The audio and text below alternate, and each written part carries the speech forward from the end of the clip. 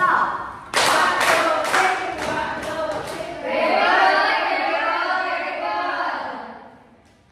Okay, so I have here an illustration of. So what can you say about this picture? Black and white picture. Moon picture.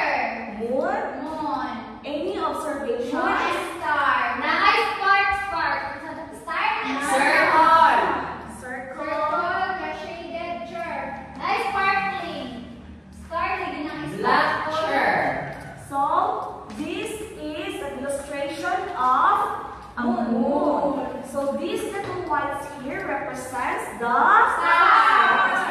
Good. And the black color here represents the night. Very good.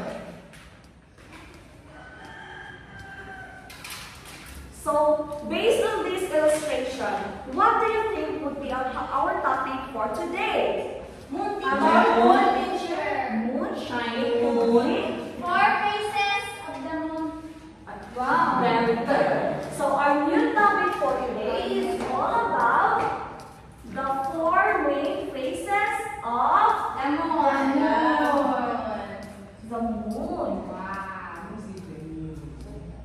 Okay, so before we delve deeper with our topic, let's all read our objectives. So these are the following learning outcomes you are all expected to achieve after the end of our lesson.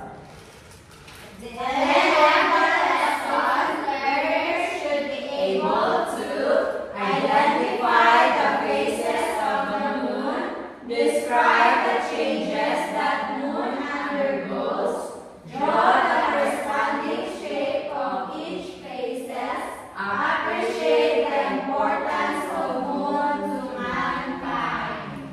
Okay, so I have here, so we will be doing an activity. So I will divide them into 2 groups. This will be the group 1 and this will be the group 2. So wait for my instructions. So these are the materials. Group 1, group 2. So I will be reading the instructions and you will do what it says. Scissors. Be careful with the scissors, children, ha? Yes, teacher. Materials.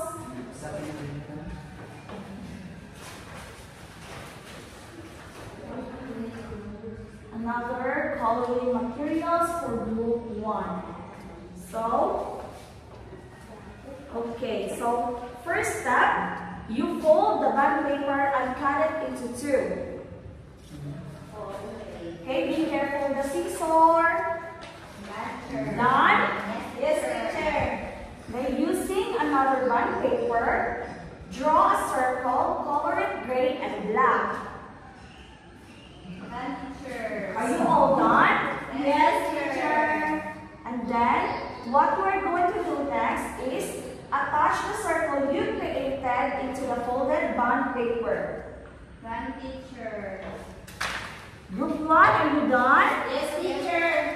And then, fold a black colored paper, same size as the bond paper, and then draw a circle as big as the circle cut out of the bond paper, and then cut the circle until a hole is made. Then attach the black colored paper into the bond paper and staple the 4 sides. Are you done? Teacher.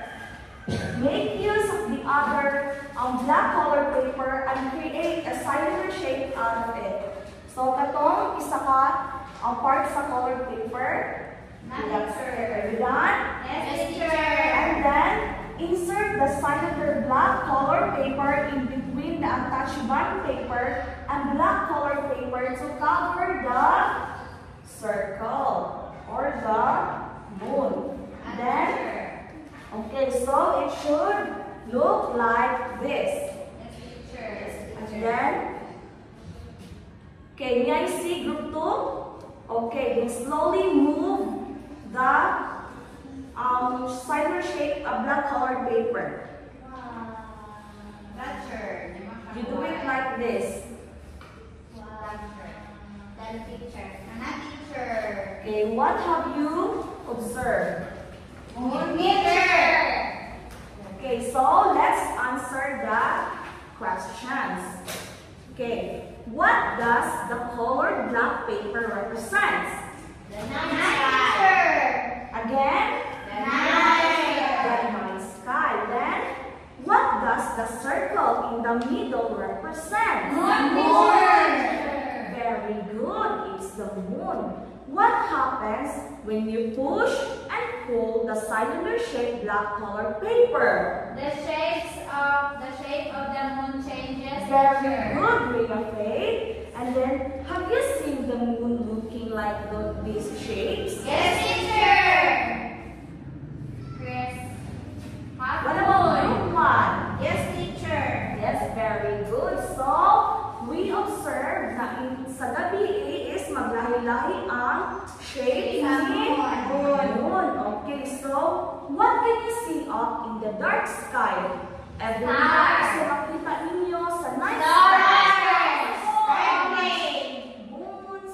And then, what do you think is the purpose of the moon in the sky? To light up the sky, teacher. Do you think without the moon is natin makita sa itong surrounding in the evening? No. No, can you give me? Yes. Oh, very good. So,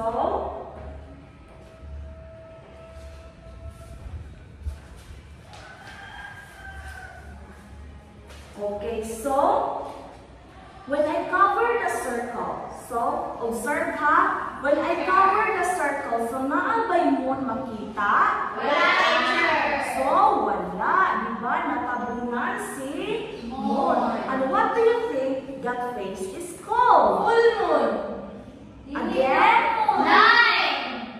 So, Night walay moon. makita na moon, so that face No is moon. called Night moon. No moon. Wala yung moon, teacher. No moon. That face is called new moon. Ay, So, ay. inaon na to, kinsa si new moon. Let us first define unsa day tuod si moon o unsa si phases of the moon. So, please read everyone.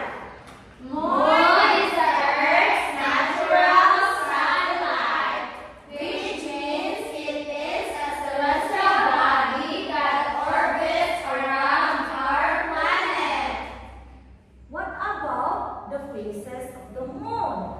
Phases of the moon are the different shapes of the moon that are visible from the Earth as it orbits the planet. Very good. So actually, there are 8 phases of the moon. But since you are grade 2 pa man, so let's focus on the 4 main phases. So going back, if tabunan ako si circle dere, so walay makita nga Moon. So unsa gani tawag ana nga moon? Moon. Unsay nga nang wala may moon? So giunsa pa gitabo nga walay moon? Ang sun, teacher, ay nakawalan sa Earth. Oo. So new moon. So ina-inahon nato si new moon. So read the definition. New moon is the phase of the moon that occurs when the moon is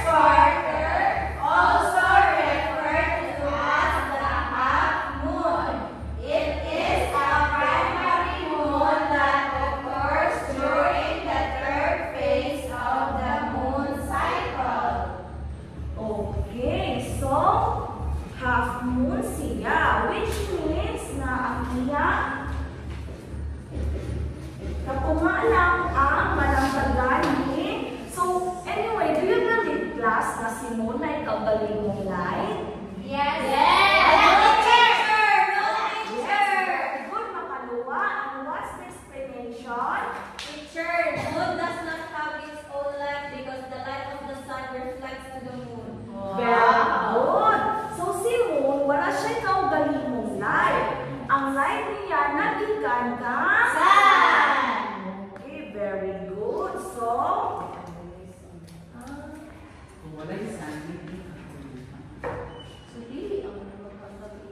so i-move anak sa Moon, mga pinaka-days, anak. So, diri na po din nabutang si first quarter. Okay, so unsa dito si first quarter? Primary and Babylon. So, sa umaga, si first quarter.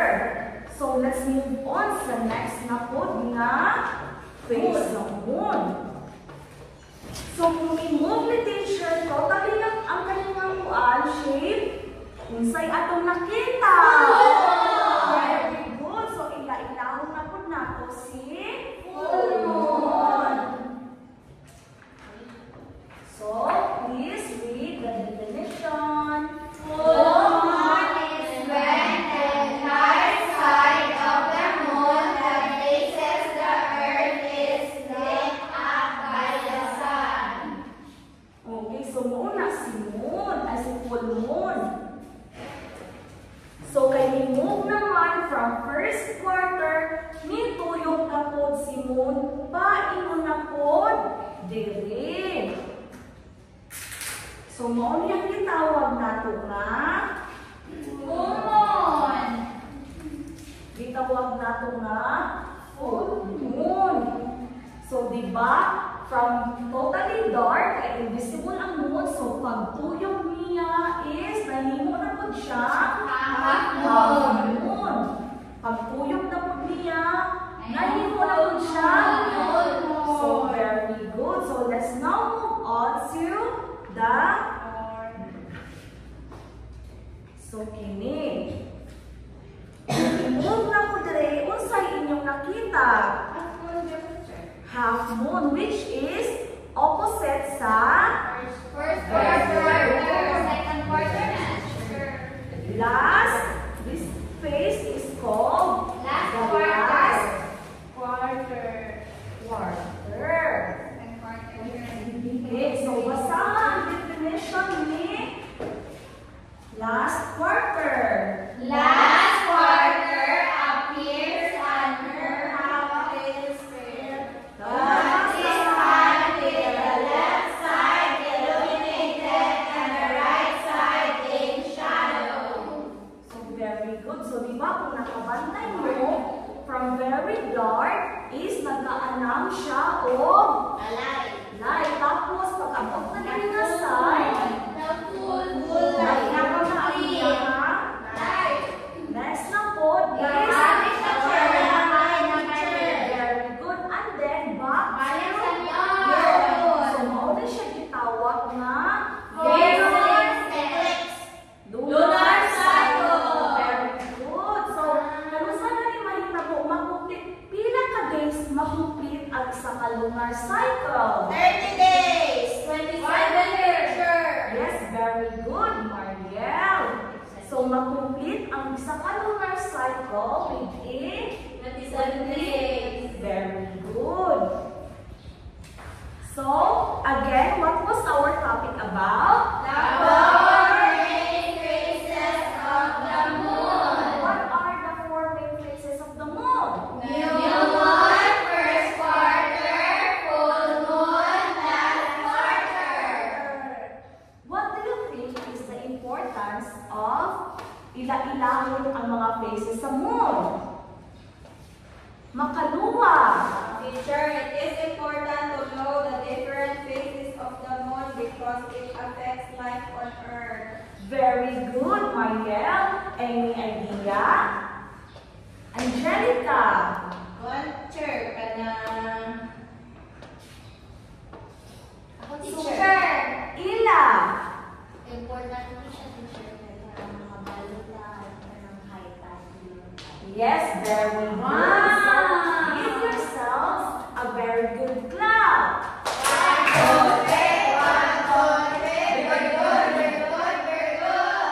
Very good, everyone. So, kaya nasabta naman yung atuang discussion today. So, we will be having an activity. So, this is a group activity.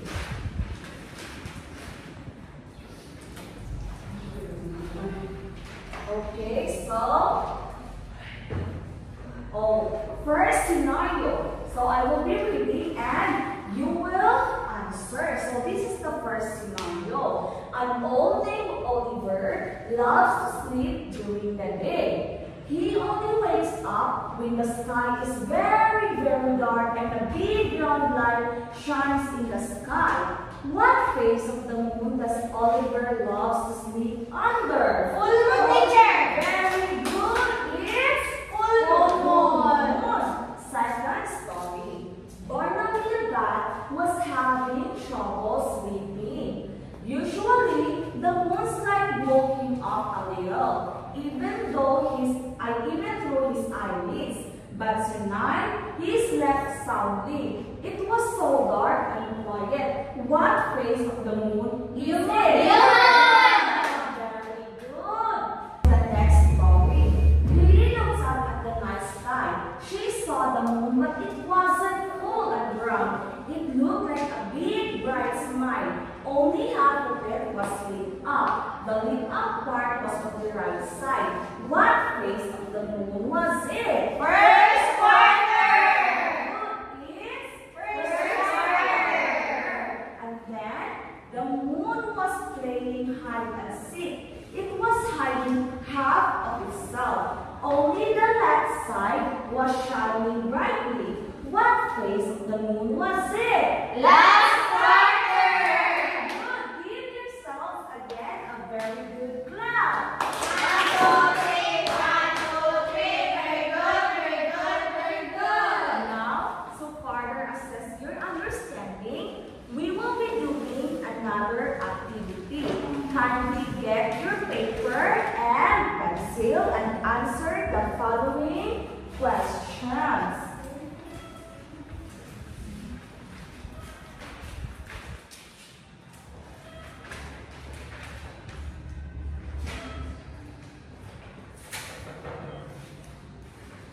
So, I will read the questions and choose the letter of the best answer. So, are your pencil and pen and pencil and paper ready? Yes, teacher. So, first question. It refers to the Earth's natural satellite. A. Sun. B. Moon. C. Star. Right, teacher. No, Right, right, teacher. no, yeah, you write your answer on the paper. So, second question. In this case, the moon is invisible. So, A. Full moon. B. New moon. C. First quarter. Done, teacher. Are you done? Yes. Number 3. What phase of the moon is called half moon and its illuminated side is the right side? A. Last quarter. B. New moon. C. First quarter. Number 4. In this phase, the entire side of the moon is lit up by the sun. A. Full moon. B. Last quarter. C. New moon. So, for the last number, in this phase, the left side is lit up and the right side is in the shadow. So, A. First quarter. B. Last quarter. C. Full moon. Are you all done? Yes, teacher. Kindly pass your papers. Wow, everyone got a perfect score. Give yourselves another very good clap. 1, 2, 3, 1, 2, 3. Very good, very good, very good. Okay, so for your assignment, Okay, for your assignment, so I will be giving you a template. So what you are going to do is, so this is your template.